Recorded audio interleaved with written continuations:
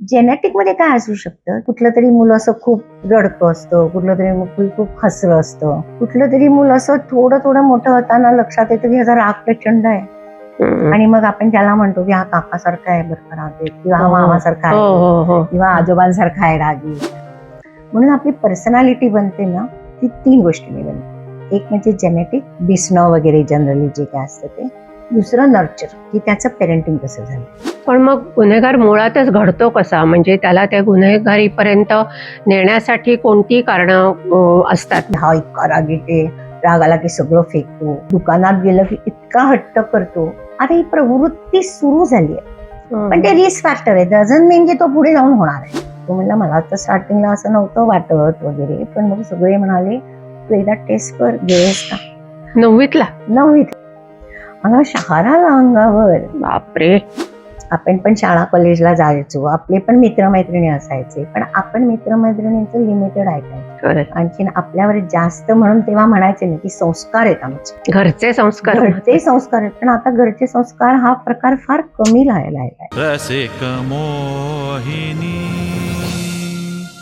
हाय, hello, नमस्कार. रसिका मोहिनीच्या पॉडकास्टवर आपल्या सगळ्यांचं मनापासून स्वागत. रसिका हो, आजकाल तुमच्या काही लक्षात आलंय का? म्हणजे गेले काही दिवसांपासून, काही महिन्यांपासून किंवा काही वर्षांपासून लोकांच्या मानसिकतेत फार फरक पडत चाललाय. म्हणजे क्रौर्य वाढत चाललंय, निर्दयता वाढत चालली आहे. लोकांना काय सहनशीलता त्यांची कमी होत चालली आहे.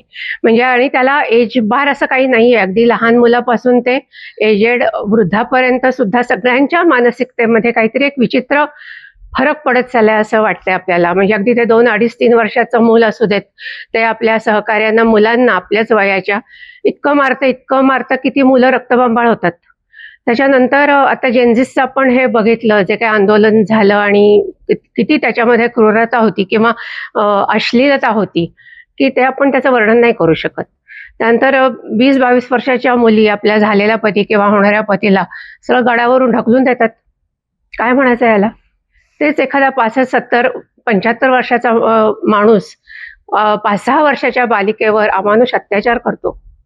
काय म्हणायची ही मानसिकता? काय ह्याच्या सगळ्या मागचं काय कारण काय आहेत? आज हाच विषय घेऊन आपण चर्चा करणार आहोत या सगळ्या घटनांबाबत आणि या मानसिकतेबाबत. आपल्याबरोबर आहेत प्रसिद्ध सायकोलॉजिस्ट डॉक्टर प्रतिभा देशपांडे मॅडम. त्या सायकोलॉजिस्ट तर आहेतच, काउन्सिलर सुद्धा आहेत, लेखिका आहेत, वक्त्या आहेत. आणि आज त्यांच्याबरोबर आपण या संदर्भात गप्पा मारणार आहोत. तर मॅडम, तुमचं रसिका मोहिनीच्या पॉडकास्टवर मनापासून स्वागत आहे. Thank you so much. आता मी जे बोलत होते त्याच विषयी मला परत एकदा विचारायचंय तुम्हाला, की ही जी मानसिकता बदलत चालली आहे लोकांची, तर ही म्हणजे हे पूर्वीपासून होतं आणि आता सोशल मीडियामुळे हे आपल्या लक्षात येते का आता ह्याच्यामध्ये खरोखर बदल झालाय? तुम्हाला काय वाटतं? बदल तर झालाच आहे आणि त्याला खूप कारण आहेत जी आता आपण पुढे बघूच. पण त्याच्यामध्ये अजून पण 1-2 गोष्टी अशा आपल्याला सांगता येतील की पूर्वी गुन्हे होत होते, मानसिकता ही पण होती, मे बी कमी प्रमाणात असेल, कारण स्ट्रेसेस कमी होते, सगळं जग वेगळं होतं त्यावेळेला.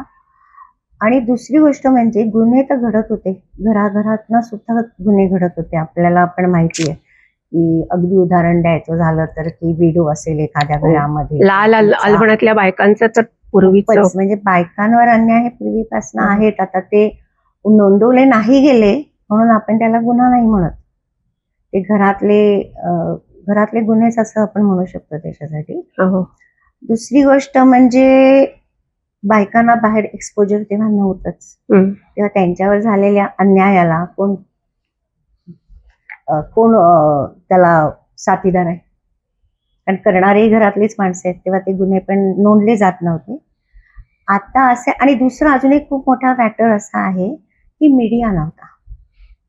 बरोबर. त्याच्यामुळे काय होतं की जे नोंदवले गेलेले गुन्हे आहेत ते आपल्यापर्यंत पोहोचत नव्हते. फार तर आपल्या पंचक्रोशीत आपण म्हणूया किंवा मौखिक जेवढं आपल्याला कळत होतं तेच आपल्याला गुन्हे वाटत होते, आणि बाहेरचे मोठ्या जगातले गुन्हे आपल्याला फारसे कळत नव्हते. दुसरी गोष्ट अजून म्हणजे एक मीडियाचा पण खूप हात आहे. किंवा आता समजा गुन्हा झाला तर एखादा गुन्हा हा आपल्याला 24 तास सतत प्रत्येक चॅनेलवरनं ढाण ढाण ढाण या पद्धतीने दाखवला जातो. आता कुणाची कशी बाजू त्याच्यात घेतली जाते ह्याच्यावरनं आपल्या प्रेक्षक आपण नुसतेच ते बघतो. म्हणजे एखादा आता आपण आता जे रिसेंट प्रकरण झालं ते घेतलं तर आपल्याला एक 4-5 दिवस प्रत्येक घरामध्ये ते सगळ्यांना एकमेकांशी बोलण्यासाठी आपल्याला ते पुरलं होतं.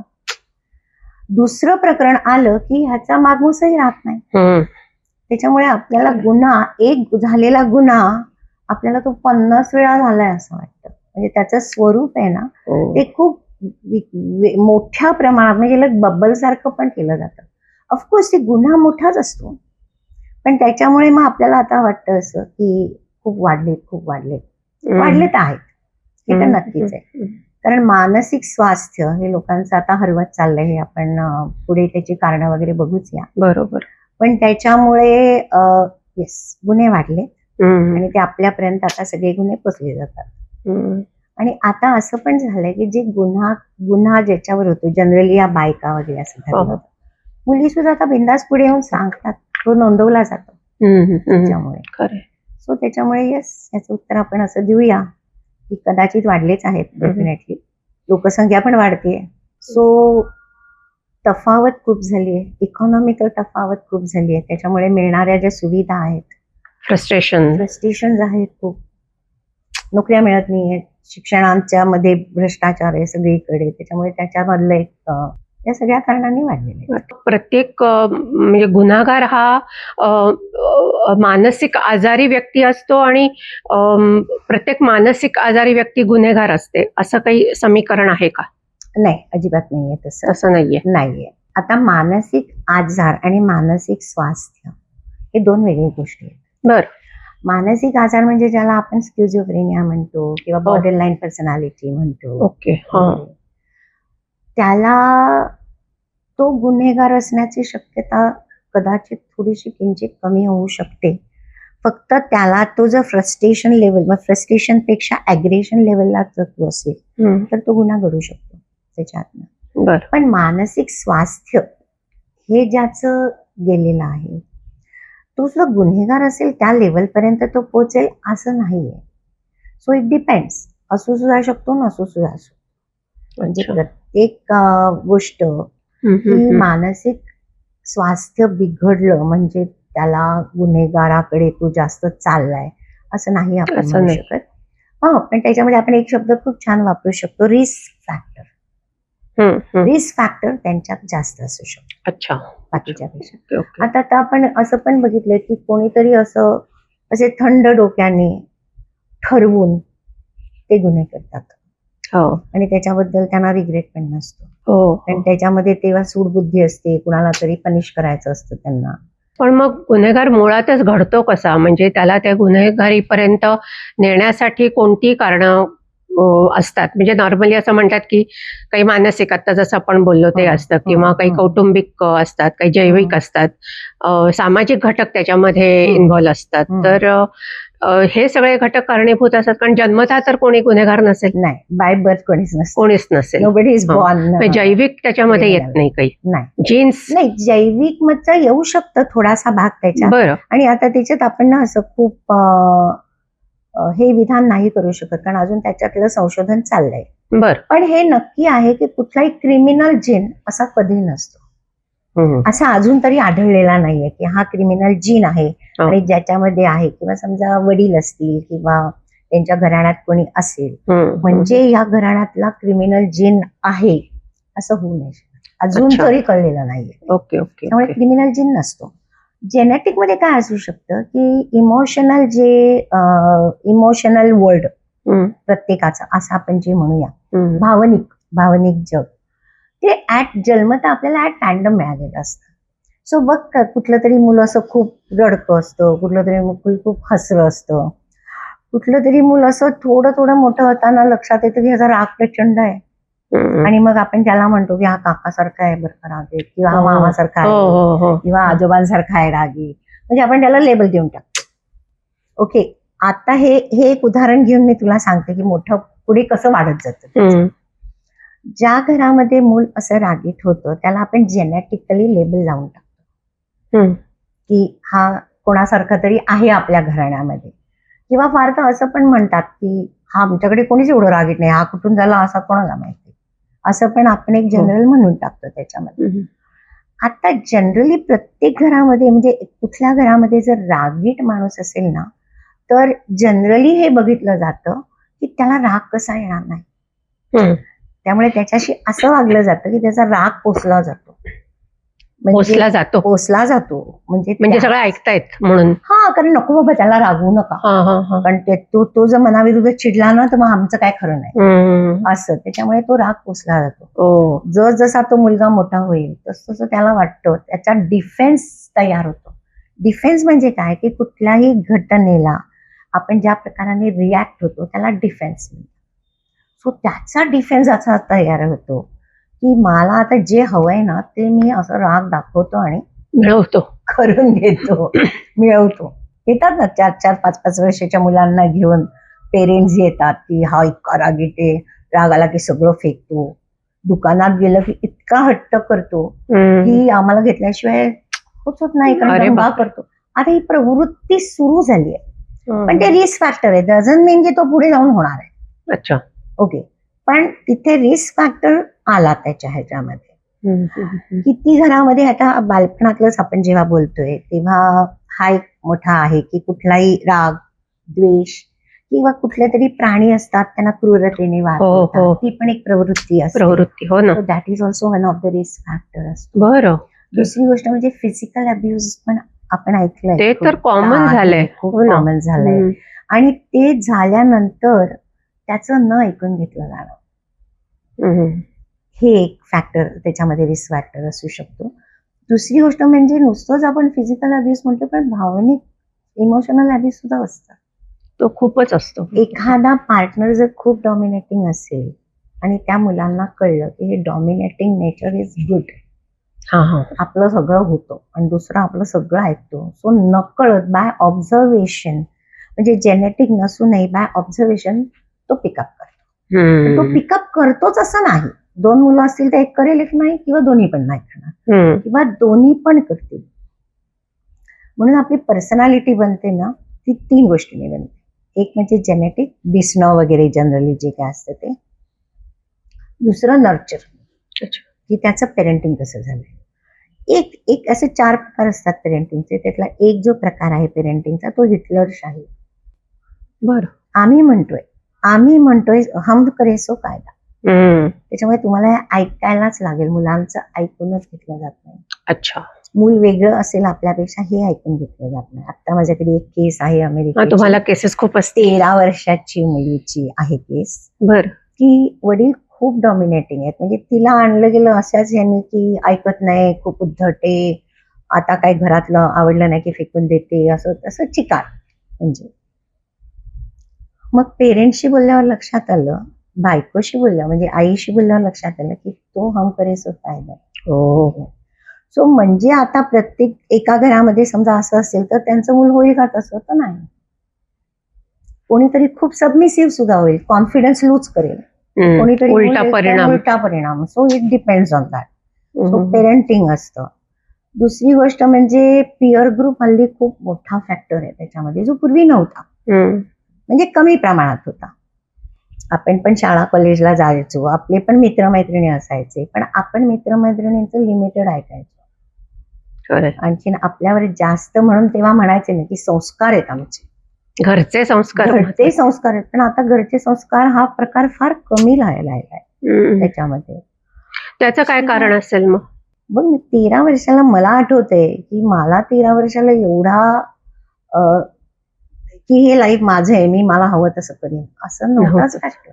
डिपेंडन्सी खूप होती आणि इमोशनल इमोशनल सगळ्याच दृष्टीने होती. आणि पेरेंट्स म्हणजे आपल्याला दैवत, ऐकायलाच पाहिजे, दैवत दैवत, आणि ऐकायला पाहिजे, कारण ते आपलं वाईट करणार नाही. अगदी बरोबर. आता होत नाही तसं. आता 12-12 वर्षाची मुलं सुद्धा आई वडिलांना म्हणतात माझं लाईफ आहे, आय सी. बापरे. का मला करताय असं? 12 वर्षाची? 12 काय, अगदी 8-9 वर्षाच्या खूपच वेगळे प्रॉब्लेम्स झाले. बापरे. दुसरी गोष्ट म्हणजे मीडियाचा ह्याच्यावर प्रचंड परिणाम. आता आपण जर वेब सिरीज बघितली किंवा कुठलीही अगदी मराठी Serials. सिरियल सुद्धा हो. किती व्हायलन्स आहे हो. त्याच्यामध्ये. सेक्स आहे, व्हायलन्स आहे. आणि ह्या मुलांना जनरली मी मध्ये एक सर्वे केला होता की जनरली ह्या मुलांना काय बघायला आवडतं टीव्हीवर. टीनेजर्स. नाही, टीनेजर्सच्याही आधीची बॅच असं बरं. आपण म्हणूया, अडल्ट पिरियड म्हणूया, 10-11 वर्षाच्या मुलांना ते कौटुंबिक वगैरे इमोशनल ड्रामेज वगैरे त्यांना काही फारसे नसतं. क्रिमिनल आवडतं बघायला, कोर्ट केसेस आवडतात त्यांना बघायला. अच्छा. नंतर त्यांना गुन्हेगारी जगाचं प्रचंड वेळ आहे, आकर्षण. प्रचंड बरं. वेळ आहे. अरे बापरे. हा, म्हणजे एखादा फॅक्टर जर, आणि सेक्स हम्म. सेक्स तर किती ते तर openly काय दाखवलं एका जातं. क्लिकवर आता हा, काही बघू शकतात. असं आहे. म्हणजे 9वीतल्या मुलाची मुंबईची जी केस होती माझ्याकडे एक, ती तो असा ठम्म बसला होता माझ्यासमोर. सांगा तुम्हाला काय सांगायचं ते, I am okay with that. त्याची काय कम्युनिकेशन करणार. आणि त्याचं असं होतं की त्यांनी तो आणखीन एक मुलगी असं त्यांना फिजिकली हे करताना 9वीतला. 9वीतला. ओके, आता 9वीत काय ते मग त्यांनी मला वेड्यातच काढलं. मी म्हटलं अरे 9वी 7वी पासनं म्हणाला. त्याच्याही आधीपासनं. आणि तो बापरे. म्हणला तुम्ही काय एवढे सरप्राईज होताय, आमच्याकडे सगळंच आहेत मुलं. मी म्हटलं हो, पण ते बापरे. सुरू काय होतं. तो म्हणला मला तर स्टार्टिंगला असं नव्हतं वाटत वगैरे, पण मग सगळे म्हणाले तू एकदा टेस्ट कर, गेस का. मला शहारा आला अंगावर. बापरे. नाहीतर म्हणाला की आम्ही आउट ऑफ हे होऊ त्या मुलांच्यात आम्हाला अच्छा. कट ऑफच होतील. सो हे असे प्रकार आहेत त्याच्यामुळे. आणि त्यांचं असं म्हणणं होतं त्या मुलाचं, माझे रिझल्ट बघा, आणि खरंच होते इतके सुंदर रिझल्ट, इतकी सुंदर extra curricular activity. Chess champion होता, बॅडमिंटन चॅम्पियन होता. तो म्हणला हे तर नॅचरल आहे, नैसर्गिक आहे. सो आता काय बोलणार. हा, म्हणजे मला असं वाटतं की काउन्सिलिंगची पद्धत सुद्धा आता बदलते त्याच्यामध्ये. दुसरी गोष्ट तो सांगत होता, बरं एवढी हुशार पिढी ही आहे की तो म्हणतो की आमचे जे टीचर्स शिकवतात ते आम्हाला सगळं ऑलरेडी माहिती असतं. कारण AI आहे. हो ना. आम्ही सगळे जे आम्हाला आधीच सिलेबस बघितलं. आहे ते आम्ही सगळे AI वरनं खूपच कळून केलं. आणि आम्ही जर असे काही वेगळे प्रश्न विचारले तर कित्येक वेळा टीचरकडे उत्तरच नसतात त्याची. हो. मग आम्हीच त्यांना AI वरनं शोधून ती उत्तरं सांगतो. सो हा एक प्रकार आहे त्याच्यामध्ये. हम्म. दुसरी गोष्ट ना, इथे मला फॅक्टर्स तर खूप आहेत त्याच्यामध्ये. तर मी एक मध्ये ना काय केलं होतं, एक 20 ते 25 वर्षांची जी मुलं आहेत, मुलं म्हणजे काय आता तरुणच झाले ते, हो. त्यांचा एक सर्वे केला होता की किती जणांना त्याच्यामध्ये आता अवेअरनेस आहे की आपल्याला लहानपणी ट्रॉमे झाले आहेत का, अच्छा. आणि त्याचा आत्ता माझ्या मनावर परिणाम काय आहे. आणि मी आता या वयाला, माझं समजा शिक्षण झालेलं आहे, तर ह्या वयाला मी माझं आयुष्य माझ्या हातात घ्यायची माझी तयारी आहे का, मेंटल तयारी आहे का. असं आणि ही मुलं विचार करतात. मी त्यांचा केला होता. हा, अच्छा, सॉरी. हा. आणि मी म्हटलं होतं की this is a perfect age to take the life. कारण हे बोलतातच आहेत ना मुलं की आमचं लाईफ आहे आता आम्हाला माहिती आहे. सो त्यांना खरंच माहिती आहे, म्हणजे किती माहिती आहे, किती काय आहे. तर मी त्यांना काय सांगितलं होतं की तुमचे शारीरिक आपण सगळ्या तपासण्या करू.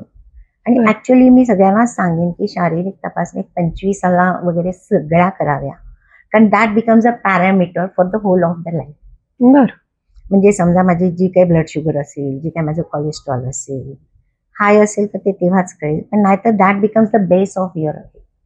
हे कुठल्या एजला करायला पाहिजे. साधारणपणे 25 वगैरे. बर. आणि दॅट बिकम्स लाईक फाईल तयार ठेवा. तर पुढे आपण कधी काय घेतलं की डॉक्टर विचारतात ना की मागे काय केलं होतं, म्हणजे आम्हाला कम्पेअर करायला they have some good figures असं त्याच्यामध्ये. अच्छा. सो ते केलं होतं. आणि दुसरं म्हटलं होतं कुणाला लहानपणचे ट्रॉमे झाले, ट्रॉमा, चाइल्डहुड ट्रॉमा आपण म्हणतो असं. आणि तो ट्रॉमा झाल्यानंतर आज तो ट्रॉमा तुमच्या मनात किती आहे ह्याच्यासाठी मी क्वेश्चनरीज तयार केल्या होत्या बऱ्याच, आणि त्यांच्या तो सगळ्या त्यांना दिल्या होत्या की. आणि त्यांना एक सांगितलं होतं की ही सेल्फ असेसमेंट करा. म्हणजे मी तुमचे अजिबात उत्तर बघणार नाहीये, तुम्ही तुमची बघायची. आणि मी त्याला तेव्हा त्याला खाली स्केल दिलं होतं. आणि मी म्हटलं होतं की ह्या स्केलला तुम्ही लावून बघा, where you lack or where you be. आणि त्याच्यावरनं ठरवा की जर तुम्हाला तुमचं आयुष्य खूप चांगलं हवंय पुढचं, तुम्ही हुशार आहात का नाही, हम्म. तर ते आत्ताच आपण ट्रॉमावर काम करू शकतो आणि ते नलिफाय करू शकतो. आणि हम्म. ते पुढे जाऊन जाऊन जाऊन खूप त्रास होणार आहे.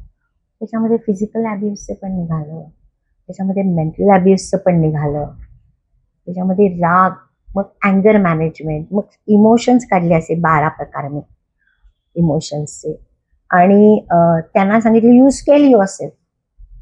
आणि तुम्ही मला सांगा की तुम्हाला माझी गरज आहे का as a psychiatrist, as a psychologist, I am not a psychiatrist. असं. आणि ते खूप छान वर्क झालं हो बघा. हो. आता ते असं. तुम्ही म्हणजे इमोशन्स बद्दल जे बोललात ते आपण नेहमी म्हणतो की षड्रिपू, हा, म्हणजे राग, लोभ, मोह, हं. मद, मत्सर वगैरे ते जे मोहमाया. आहेत मोहमाया. तर बरोबर. याच्या व्यतिरिक्त अजून काही आता ही नवीन काही इमोशन्स आले आहेत का मुलांमध्ये षड्रिपूंच्या व्यतिरिक्त? नाही, त्याच्या षड्रिपूंचेच लेवल झाले, लेवल्स आलेत. लेवल झाले आहेत त्याच्यामध्ये. आणखीन एक इमोशन असं नाही मी म्हणत, स्ट्रेस हा खूप मोठा. 2 गोष्टी आहेत ना, या खूप वाढल्या आहेत.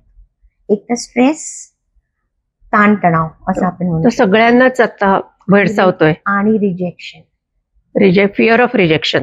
फिअर ऑफ रिजेक्शन खूप आहे. आणि नुसतं फिअर नाहीये, रिजेक्शनच आहे. एक तर रिजेक्शन हे 2 प्रकारचे असतात. असे जरा आपण वरी करण्याचे फॅक्टर म्हटले तर, बाकी काय दररोज आपलं काहीतरी रिजेक्शन हो. चालूच असतं छोटं छोटं. एक म्हणजे आता प्रेमामधलं रिजेक्शन, हे खूप मोठं आहे. किंवा अरेंज मॅरेज मधलं रिजेक्शन सुद्धा. की आता कितीतरी मुली माझ्याकडे येतात जे त्यांना खरंच खूप मानसिक स्वास्थ्य, त्यांचं एन्झायटी खूप इन्क्रीज झाली आहे. अच्छा. आणि एन्झायटी इन्क्रीज झाली आहे, आपल्याला ज्या अपेक्षा आहेत त्या वाढल्या आहेत, आणि त्याच्यामुळे त्या पूर्ण होत नाहीयेत, आणि म्हणून डिप्रेशन वाढले. आणि डिप्रेशनचं कसं आहे ना, जे सुरू होताना ते लक्षात येत नाही, आणि मग ते क्लिनिकल डिप्रेशनकडे गेलं की मग तुम्हाला टॅबलेट्सवर जायला लागतं. बापरे.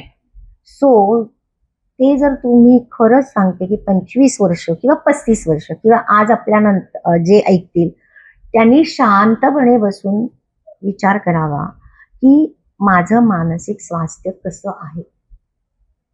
हे आरामात कळतं प्रत्येकाला.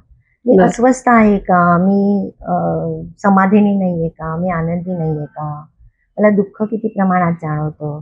सगळं तर जाणवायलाच पाहिजे, दुःख जाणवायला पाहिजे, राग यायला पाहिजे, पण किती प्रमाणात येतोय, मी लवकर ते माझ्या कंट्रोलमध्ये आणतोय का, माझ्या भावना मी कंट्रोलमध्ये आणतोय का. हे असं जर प्रत्येकाने त्या वेळेला केलं, सेल्फ असेसमेंट, आणि त्याच्यासाठी पाहिजे तर तुम्ही सायकोलॉजिस्ट कडे सुद्धा जाऊन त्यांना सांगू शकता की मला माझी सेल्फ असेसमेंट करून घ्यायची. अच्छा, ते करून देतात. I do it. ओके, मी करते. मी त्यांच्या व्यक्तिमत्वाचा कम्प्लीट ग्राफ पण त्यांना देते. बर. म्हणजे एक मला त्याच्यासाठी त्यांच्या 2-3 व्हिजिट्स लागतात. क्वेश्चनर असते का? क्वेश्चनरी पण असते, इंटरव्ह्यू पण असतो. नुसतं क्वेश्चनरी नसते, कारण क्वेश्चनरी मध्ये काय होतं की लोक सगळंच प्रामाणिकपणे सांगतात असं पण ते आम्हाला इंटरव्ह्यू मध्ये कळतं की काय सांगितले. तेच प्रश्न आम्ही वेगळ्या इतक्या पद्धतीने विचारतो की त्यांना नाही कळत की हे आपल्याकडनं काढून घेतले असं आहे. ओके. सो असे खूप, आणि हे सगळे गुन्हे टाळण्यासाठीचे प्रकार असू शकतात. आणि एक खूप मोठं मला सगळ्या पेरेंट्सना पहिलं सांगणं आहे की मुलांचं ऐका. ऐका म्हणजे सजगतेने ते काय बोलतायत हे तुम्ही ऐका आणि त्याला वेळ द्या. त्याला एक ऍक्टिव्ह लिसनिंग आणि रिफ्लेक्टिव्ह लिसनिंग असं आमच्या सायकोलॉजीमध्ये 2 टर्म्स आहेत. त्याचं म्हणजे काय की ते मुलं बोलताना आपण ऑलरेडी आपल्या मनात डायलॉग सुरू केलेला असतो, हा काय बोलतोय, हे काय करतोय. सो त्याच्यामुळे ऐकलं नाही जात. म्हणजे आपल्याला त्याला आपल्या वर्ल्ड मध्ये आणायचं असतं, जगात.